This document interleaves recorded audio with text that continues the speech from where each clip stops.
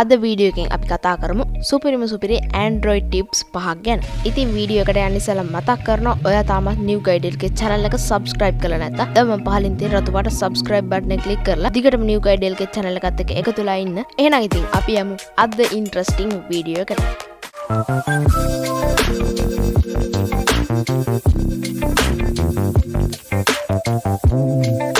MP4 format එකේ තියෙන video එකක් MP3 format එකට convert කරද්දි ඔයා අද වෙනකන් කරේ Play Store එකට ගිහිල්ලා convert එකක් download කරගෙන convert කරපුක නේද? ඉතින් මේ tip එක බලුවොත් ඔයාට තේරෙයි ඒක කොච්චර බොරු වැඩක්ද කියලා. ඉතින් ඔයා මුලින්ම කරන්න ඕනේ file manager කියන එක open කරගන්න එක. file manager එක open කරාට පස්සේ ඔයා videos කියන section එකට යන්න ඕනේ. මම දැන් ඔයාලට පෙන්නන්නම්. මම අද convert කරන්න යන්නේ මෙන්න මේ වීඩියෝ එක. වීඩියෝ එකට යන්න ඉස්සෙල්ලා මතක් කරනවා ඔයා තාමත් new guide එකේ channel එක subscribe. ඔයාලට පේන්නේ නැති ඒ වීඩියෝ එක visual එකයි sound එකයි කියන දෙකම එකතු වෙලා හැදිච්ච MP4 file එකක්. ඒක MP3 file එකකට තමයි අද convert කරන්නේ. ඉතින් ඔයා පළවෙනියටම ඔයාට අවශ්‍ය වීඩියෝ එක උඩ ක්ලික් කරගෙන ඉන්න ඕනේ. එතකොට ඔයාට පේන ඒ වීඩියෝ එක මාක් වෙනවා. ඊට පස්සේ ඔයාට උඩින් හරි යටින් හරි පෙන්නයි more කියලා බටන් එකක්. ඒ බටන් එක උඩ ඔයා ක්ලික් කරගන්න ඕනේ. ඉතින් ඒ විදිහට more කියන බටන් එක ක්ලික් කරාට පස්සේ ඔයාට පේන්නේ මෙන්න මේ විදිහට settings ටිකක් පෙන්නනවා. එතනින් ඔයා rename කියන setting එකට යන්න ඕනේ. ගියාට පස්සේ මෙන්න මේ විදිහට ඔයාගේ වීඩියෝ එකේ rename එක පෙන්නයි. ඔයාට පේනවා මෙතන අන්තිමටම තියෙනවා MP4 කියලා. ඔයා මෙතන MP4 කියන එක delete කරලා MP3 කියලා type කරගන්න ඕනේ. ඊට පස්සේ ඔයා මෙතන OK කියන බටන් එක උඩ click කරන්න. ඔයාලට පේනවා මෙතන extension එක වෙනස් කරාට කමක් නැද්ද කියලා note එකක් එනවා. ඒකටත් ඔයා OK දෙන්න ඕනේ. දැන් ඔයාලට පේනවා මම ඉස්සෙල්ලා පෙන්නපු වීඩියෝ එක දැන් sound එකක් විදිහට හැදිලා තියෙනවා. දැන් මේ වීඩියෝ එක MP4 වීඩියෝ ගන්නන් නෙමෙයි. මේක දැන් MP3 sound track එකක්. ඔයාලට පෙන්නන්නම් මේක play කරලා.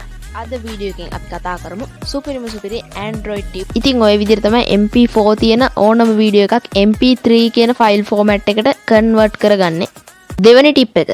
ඉතින් ඔයා ෆෝන් එකෙන් Free Fire, PUBG වගේ ටිකක් ලොකු ගේම් එකක් ගහද්දී ඔයාගේ ෆෝන් එකත් ලැග් වෙන්න බලනවා ඇති. ඉතින් ෆෝන් එක ලැග් නොවි ගේම් ගහන්න පුළුවන් සුපිරි ක්‍රමයක් ගැන තමයි දැන් අපි කතා කරන්නේ. ඉතින් මේ ක්‍රමය හැදුවයි කියලා ඔයාගේ ෆෝන් එක ගොඩාක් ෆාස්ට් වෙන්නේ නැහැ. යම් කිසි ප්‍රමාණයකින් ඔයාගේ ෆෝන් එක ෆාස්ට් වෙයි කියලා හිතනවා. ඉතින් ඔයා මුලින්ම කරන්න ඕනේ settings එක open කරගන්න එක. setting එක open කරලා ඔයා යන්න ඕනේ මේ settings වල යටට හරි උඩට හරි ඔයාගේ යටින්ම හරි උඩින්ම හරි පෙන්නයි system කියලා. නැත්තම් ඔයාගේ about phone කියලා කෙලින්ම පෙන්නයි.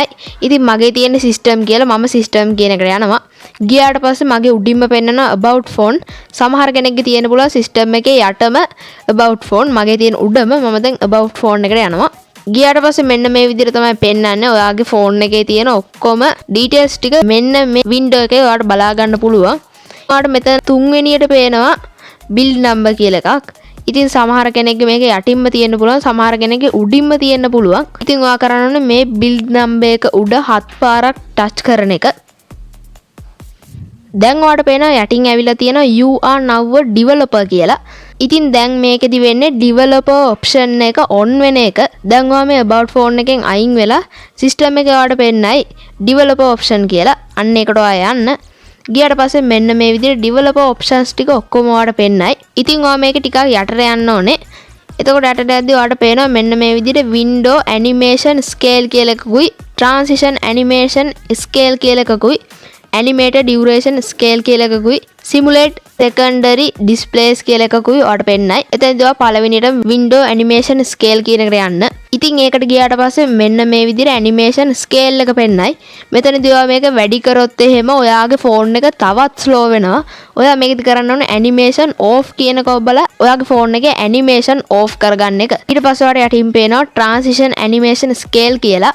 අන්න ඒක උඩ click කරලා මේකත් off කරගන්න. ඊට පස්සේ ඊටත් යටින් තියෙන animation duration scale කියලා එකක්. අන්න ඒකෙත් animation off කියන එක off කරගන්න. ඉතින් ඊළඟට ඔයාලට බලා ගන්න පුළුවන් simulate secondary displays කියලා එකක්. අන්න ඒකට ගිහිල්ලා ඉවර වෙලා මේකේ ඔයාගේ මේ යටේව තිබුණොත් ඔයා මෙතන උඩටම ගිහිල්ලා none කියන එක දාගන්න. ඉතින් ඔයාලට පුළුවන් මේ ක්‍රමය use කරනවා ටිකක් ලොකු game එකක් Free Fire PUBG වගේ ගහද්දි. එතකොට ඔයාගේ phone එක lag වෙන එක ටිකක් අඩු කරගන්න පුළුවන්. තුන්වෙනි ටිප් එක. බැටරි බහින වේගය අඩු කරගන්න පුළුවන් සුපිරි ටිප් එකක් තමයි දැන් අපි කතා කරන්නේ. ඉතින් ඔයා මේකට settings open කරගන්න ඕනේ. settings open කරගෙන ඔයා මේක ටිකක් යටට යද්දී ඔයාලට පේනවා බැටරි කියලා එකක්. ඉතින් ඔයාගේ ෆෝන් එකේ සමහර විට යටින්ම තියෙන්න පුළුවන් උඩින්ම තියෙන්න පුළුවන්. සමහර විට ඔයාගේ පේන්නේ නැතුව කොහේ හරි මොකක් හරි ටැබ් එකක් ඇතුලේ තියෙන්න පුළුවන්. ඉතින් ඔයාට එහෙම හොයාගන්න බැරි වුණොත් සර්ච් බාර් එකේ බැටරි කියලා ගහලා ඔයාට පුළුවන් බැටරි ටැබ් එක ඕපන් කරගන්න. ඉතින් මගේ මෙන්න මේ විදිහට බැටරි තියෙන නිසා මම මේක ඕපන් කරගන්නවා. එතකොට ඔයාට මෙන්න මේ විදිහට බැටරි එකේ ඩීටේල්ස් ටික බලා ගන්න පුළුවන්. මෙතන උඩින්ම තියෙනවා බැටරි දැන් ඩ්‍රීමින් එක. මගේ දැන්ට 90ක් තියෙනවා මේ බැටරිය. ඉතින් ඊට යටින් තියෙන ඔප්ටිමයිස් බැටරි යූසේජ්. ඊට යටින්ම තියෙනවා ඔයාට පේනවා power saving mode කියලා. අන්න ඒක ඔයා on කරගන්න ඕනේ. ඉතින් එතකොට මෙන්න මේ විදිහට note එකක් එයි. ඔයා මේක enable කරගන්න. හතරවෙනි ටිප් එක. ඔයාගේ ෆෝන් එකේ ගොඩක් apps තියෙනවා නම් ඔයාගේ ෆෝන් එකට අනිවාර්යයෙන්ම උඩින් ඇවිල්ලා ඇති internet storage running low කියලා. ඉතින් මේකට ප්‍රධානතම හේතුව ඔයාගේ ෆෝන් එකේ ඉඩ මදිකම. ඉතින් ඔයාගේ ෆෝන් එකට ඉඩ ගන්න පුළුවන් සුපිරි ටිප් එකක් තමයි දැන් අපි කතා කරන්නේ. ඉතින් ඔයා මේකට සුපුරුදු පරිදි settings open කරගන්න. open කරාට පස්සේ මෙන්න මේ විදිහට settings පෙන්නයි. ඔයා මේක යන්න ඕනේ apps කියන එකට. ඉතින් ඔයාට apps කියන එක හොයාගන්න බැරි වුණොත් කලින් වගේම search bar එකේ apps කියලා search කරලා apps කියන එකට යන්න. ඊට පස්සේ මෙන්න මේ විදිහට ආයෙත් ඔයාට apps කියලා එකක් පෙන්නයි. ඔයාගේ මේ apps කියන එක උඩින්ම තියෙන්න පුළුවන් නැත්නම් යටින්ම තියෙන්න පුළුවන්. මගේ උඩින්ම තියෙන්නේ. මම දැන් apps කියන එකට යනවා. එතකොට ඔයාගේ ෆෝන් එකේ මේ වෙනකන් install කරලා තියෙන හැම app එකක්ම පෙන්නයි. ඉතින් ඔයාලට බලා ගන්න පුළුවන් දැන් ඔයාගේ ෆෝන් එකේ තියෙන apps සේරම මගේ පළවෙනියටම තියෙන Adobe Acrobat Reader එක. ඉතින් මම දැන් ඒකට ගිහිල්ලා ඉවර වෙලා ඔයාලට පේනවා මෙතන notification permissions data usage storage කියලා තියෙනවා. ඔයා මෙතනින් storage කියන බටන් එක උඩ ක්ලික් කරන්න. ක්ලික් කරාට පස්සේ මෙන්න මේ විදිහට clear data clear cache කියලා තියෙනවා. ඉතින් ඔයා කොයි වෙලාවකවත් clear data කියන එක කරන්න එපා. එතකොට මේ app එකේ තියෙන ඔක්කොම දත්ත ටික delete වෙලා යනවා. ඔයා කරන්න ඕන clear cache කියන එක කරලා caches ටික ඉවත් කරන එක. ඉතින් මේ විදිහට ඔයාගේ ෆෝන් එකේ මේ වෙනකන් install කරලා තියෙන හැම app එකකම caches ටික ඔයා clear කරන්න. එතකොට ඔයාගේ ෆෝන් එකට MB 500ක් 600ක් වගේ ඉඩ ඔයාට නිකම්ම ගන්න පුළුවන් වෙයි. පස්වෙනි ටිප් එක.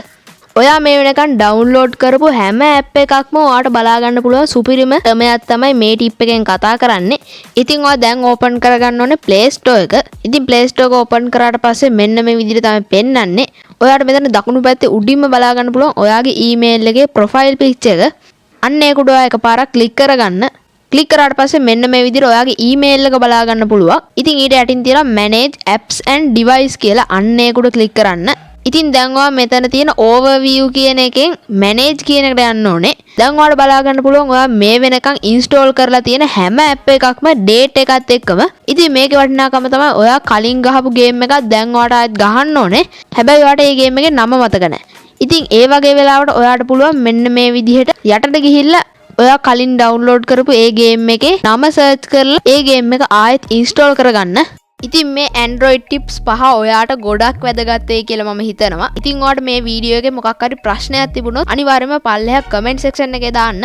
ඒ වගේම ඔයා තාමත් New Guide LK channel එක subscribe කරලා නැත්නම් දැන් මම පහලින් තියෙන රතු පාට subscribe button එක click කරලා ඊටම New Guide LK channel එකත් එක්ක එකතු වෙලා ඉන්න. ඉතින් අද වීඩියෝ එකේ මම sign out වෙනවා. හැමෝටම සුබ දවසක්.